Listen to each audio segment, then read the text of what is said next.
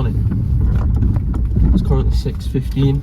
It's a little bit foggy outside, and I'm on the way to the Peak District to go and photograph some woodland.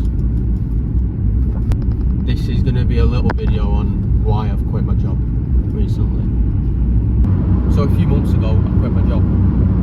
I saved up enough money beforehand so that I could sustain myself for about 6 to 8 months, and then that gave me a window of opportunity where I could go all in on my photography, do as much as I possibly could and try and build a career out of it. So that's what I've been doing over the past 4 to 5 months,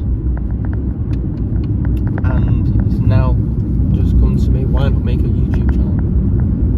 Why don't I record the journey that I'm on? Hopefully be able to help some people with my photography. I've started doing workshops where I teach people in person. I'm going to be heading down to a place called Slippery Stones. It's a place that I used to go swimming quite a lot last summer. There's a really nice bit of woodland around there. It's always quiet as well, so there's going to be nobody around. I can relax, make a cup of tea, do some photography, might even go for a swim, and maybe have a bit more of a discussion about what led me to this decision.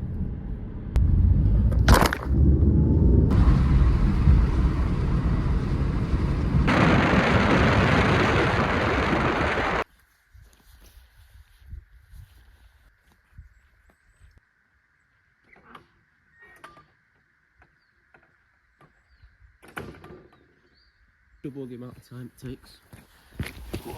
Right, car's parked.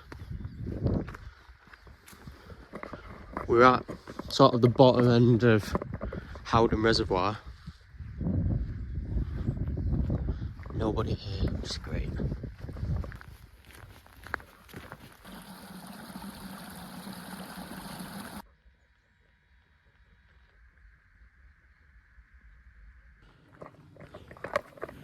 Okay, so the purpose of today is really to create this video. Obviously I'm going to be doing some photography while I'm here. I've got my stuff with me, and this is a place that I've wanted to photograph for quite a while now. While there's a bit of fog, I think it does get thicker down there because it's next to the river. So before I talk about why I've left my job, I'm going to go back a little bit and sort of talk about how it all happened in the first place of getting into photography and the creative field. So it started really when I was really young. So I love being outside, and I always have done. About 10 years ago, that was when I first picked up a camera, and that was to create YouTube videos, ironically, which I've not done since then. But yeah, that was when YouTube was kind of picking up, and I got into it. I didn't do much. I got about 1,000 subscribers just doing gaming videos and football. About 2 years after that, that's when I got into photography. Or maybe 3 years after, I don't know the exact dates, but about 2 or 3 years after, that's when I got into photography. And I found that I could do it as a subject in school. So in year 10 and 11, I studied it, GCSE. And even at that point, I knew that I wanted to be a photographer. Like before I even chose the GCSE. And I'm guessing my mum's watching this, so if you are, you'll remember this. Being sat down in the hall when you're taking your GCSE choices, and I said I wanted to do photography, fine art and business studies, and at first they didn't want to let me do it because it was too narrow. I didn't have enough choices in case I changed my mind, which is understandable because you're a kid, aren't you? But I knew from then that I wanted to be a photographer. So we went back and forward. Eventually they respected my choice, and I got it, and I got my photography, GCSE, fine art and business studies. So I did all of that. Then it come to college, again photography and any creative subjects that I could get hold of. That's what I wanted to do.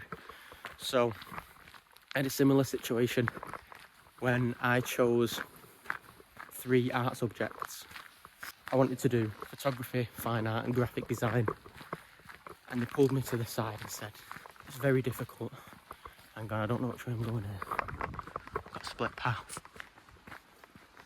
This way. Okay. So yeah, they basically pulled me to the side and said it's a very difficult choice because there's so much work involved with the art subjects. You've got less time but more work to do. And it's possible. They said it's possible because people have done it before, but it's very difficult. So I've got to make sure I'm making the right choice. I said, yeah, why not? I'll give it a crack. So I did it, and I did pretty well. Can't remember my grades off the top of my head, but I know it was all A's, so there might have been an A star in there. I'd have to have a look. So after those 2 years of college, and it came to the university choice, I knew pretty much straight away that I didn't want to go to university. I just thought it was a waste of money, waste of time. And for photography, I want to build up a portfolio to showcase my work rather than show a grade, because that's really what any clients that are going to book me, they're going to be looking at my work, they're not going to ask what grade I've got. So what I did was, there was another course for an extra year. I'll just show you, this is beautiful, look at this. We're at the first spot. So, I'll show you this. I'll get a quick shot, and then I'll carry on talking. We'll put a 2-second timer on. F9, nice and simple for this shot. I have got a polarizer in my bag, I might actually put that on. So, then I did an extra year in college studying the foundation of art, and I got a distinction in that. And then after that, I went full-time into my photography job at a dealership. I was doing photography as my career. I was really happy with it. I thought, this is awesome. You know what I mean? I've got the job that I wanted. But for me and my photography, it's not what I wanted to do, because it didn't feel like my work. It wasn't my style. And it got very mundane very quickly. Now, for some reason, I stayed there for 5 years. And to be honest, I think it was just because it was very easy. It was an easy job to do. The pay was all right. And I just got stuck and comfortable. And it took a while for me to realise that this isn't actually what I want to do. This isn't photography. This is just kind of robot work. And so one thing led to another eventually. I just left. I did have a plan though. I didn't just quit out of nowhere. There was a couple of times where I wanted to, but I didn't. And so what I did was, oh, look at this light now. Get a little bit of light, it's only very soft, but we're heading over there. So the plan for me was to create a full-time job out of doing this, landscape photography. Because for me, I can't ask for anything more. This is literally perfect life. I love it. I did it, I left. And then I realised that as soon as I left, it forced me to make money, because I had no money coming in and I could see my bank slowly trickling down. And realising that you're living the life you want to live and you don't want to lose it, it forces you into like a different kind of mindset than when you're in a job and you've got money coming in. It's just different. So the plan to make a career out of landscape photography was, well, initially actually to do events so that I could have some decent money coming in to sustain doing this in all this extra time that I had available. So I did a few birthday parties and a couple of weddings and stuff just to get the ball rolling. I put on some free workshops in the summer, which did pretty well. Obviously I didn't make any money out of it, but it was good to get my name out there into the community, help some people out with photography, kind of establish myself and build a little bit of credibility in that sense. But I've just been doing as much photography as I possibly can. Doing as much research as I can, getting out, just doing as much as I possibly could. And that got me to a point where I could build a decent portfolio. I already had quite a lot of, over these past 4 months, the work has been like unbelievably better than what it was before. This is where I'm going swimming, by the way. I'm going to have a little dunk in here soon. I'm just going to finish off this story and then I'll get in. Pretty much all that I've been doing, I've just been focusing on my photography as much as I can. I set up some calendars, sorted my website out, done some all different types of marketing that you can think of. I've kind of built a little bit of a following now. It's not a lot of people, but I think I've got a few people that really like my work. And I've recently just got an exhibition in place in the Castleton Visitor Centre, which is really good. I'm very grateful for it. And then following from that, I've been contacted by a gallery which I'm trying to set up, but none of that's sort of in place yet. It's just kind of in talks. So it's kind of, you know, it's picking up. I think the snowball's starting to roll. And I thought I might as well just do a video. Might as well just do a YouTube video, trying to explain it to people what I'm doing, because I imagine people think, from the outside, the people that don't know me, they just think I'm sort of unemployed and I'm just obviously doing what I want, but you know, it took sacrifice. I saved up quite a lot of money to do it. I mean, this is expensive. So that's where most of my money goes on, and you know, hiking stuff. I haven't got the money to spend on, you know, temporary fun. Well, I guess you can call this temporary fun, I don't know. Anyway, yeah, it's a lot of hard work. I've put in a lot of hours. It's 8 years worth of photography. I think I'm getting there. I think I'm nearly there. So I'm gonna go for a swim. I'm having a chill one today. And normally I'm a bit of a lunatic when I'm out doing photography. I can't stop. So I'm trying to force myself to relax a little bit. Getting in, you know, really cold water, some people might not find that relaxing, but I do. I think it's nice. I'm gonna get in there.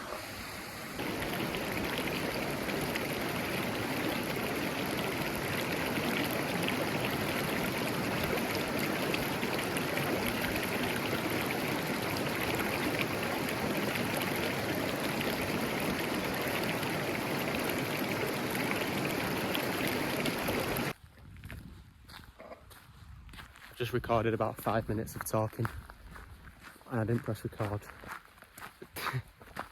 So that was pretty cold.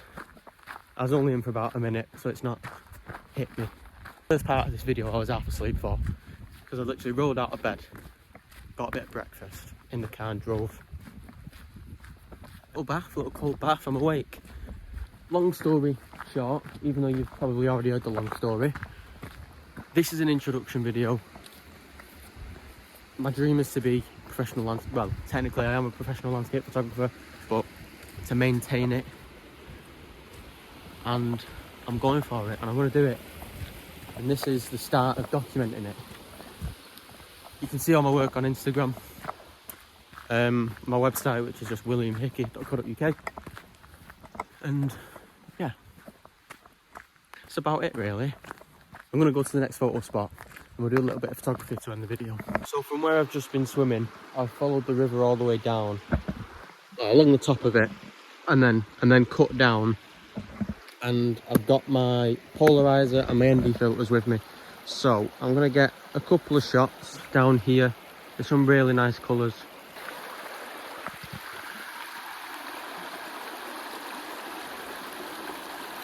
So I do want to record this part because I just want to show how shooting wide and going low down can make a difference to the scene. So that was the image before. That was shot at about 70mm, and that was just up here, going straight forward. So I've gone to 24mm and gone lower. And that's the difference. I mean, they're still both nice images, but you can just see two different types of images in the exact same place, and that's how easy it is really to change an image so much. So I'm almost back at the car now, but just while we're on the way there, I thought I'd come into this little section of the woodland. There is a little bit of fog. It's very, very subtle. I think it's just low cloud, to be honest, but you can see it here. There's not much where we are right now, but it is in the background of the shot, which kind of works. It is really tricky, to be honest. I find woodland photography probably the hardest. It was quite a weak spot in my work, and I've probably spent the last 2 months focusing on it more than anything else. I think I'm getting better at it. It's just the composition. If you've done woodland photography, you'll know it is really tricky because it's so busy and there's so much going on.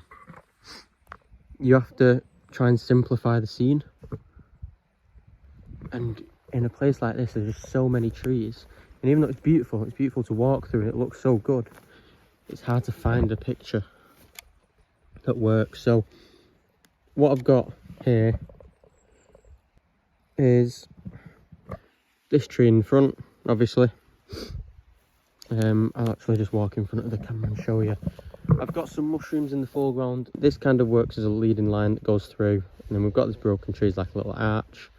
Bit of fog in the background, bit of colour. And that's kind of... It's about separating the trees, I think. I feel like I have to show this one. Look at this. How cool is that?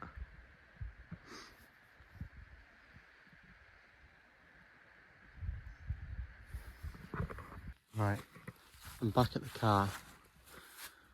I thought we was going to have a little bit more light than this, but we've not. So, this is what we're working with. This will probably work well as a black and white, to be honest. As a nice sort of minimalistic scene. I've already took my shot. There's one. A couple of other woodland bits as well on the way back. But, you know, you've probably already seen them if they're any good. So what we're going to do is get back in the car, drive all the way around, and then when you get about there, you can shoot back this way. So I'm going to get a shot here really quick once these ducks move over a little bit more to get in the frame. I'm having the water just at the bottom. This sort of, where the water runs through, that's going to lead up into the trees. There's a lot of nice colour, bit of mist. Silver birch to give some highlights on both sides to help frame it as well. These tree trunks that you can see aren't going to be in the shot though. I'll put the picture on the screen now.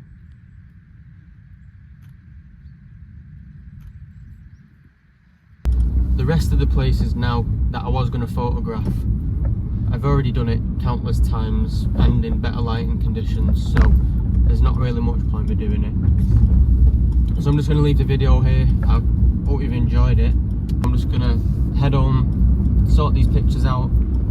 Hopefully I've got something decent, but it wasn't really the purpose for today, so I'm not too bothered if there isn't anything good. And that's it really. If you want to check out my work,